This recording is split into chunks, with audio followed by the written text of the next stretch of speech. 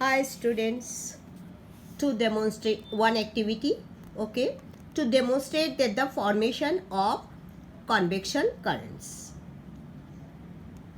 Materials required, you are seeing one beaker, candle and incense stick, dhupkati, okay.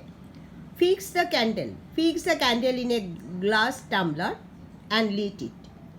একটা গ্লাসের মধ্যে ক্যান্ডেলটা জ্বালাও এবং ফিক্স করে রাখো। Now light the incense stick, তারপরে ধূপকাঠিটা জ্বালাও and keep it a little above the edge of the beaker. এই যে বিকারের কিনার দিকটা আছে সে তার পাশে above the edge of the বিকারের জাস্ট মুখটার উপরেই ইনসেন্স স্টিকটা রাখো and observe the flow of smoke. লক্ষ্য করো যে ধোঁয়াটা কোন দিকে যাচ্ছে। এবার অবজারভেশন, তুমি কি অবজারভেশনটা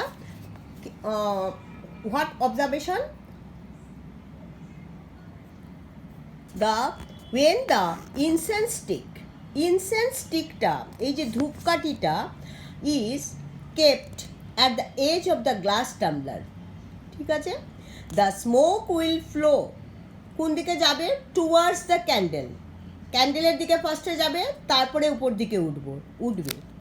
দিস ইজ বিকজ, কারণ কি, this is because on burning the ক্যান্ডেলটা যেই জ্বালানো হলো তার উপরে যে বাতাসটা আছে, the air above the candle gets heated.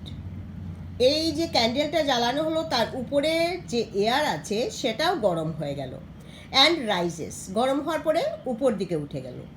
There is যেই উপর দিকে উঠে গেল সেই জন্য এখানে লো প্রেশার ক্রিয়েট হলো, ওকে। তখন কি হলো, এই যে স্মোকটা আছে ইনসেন্স স্টিকের স্মোকটা, এটা এই লো প্রেশারটাকে মেকআপ দেওয়ার জন্য চলে এলো, তারপরে মেকআপ দিয়ে সে উপরে উঠে গেল, ওকে।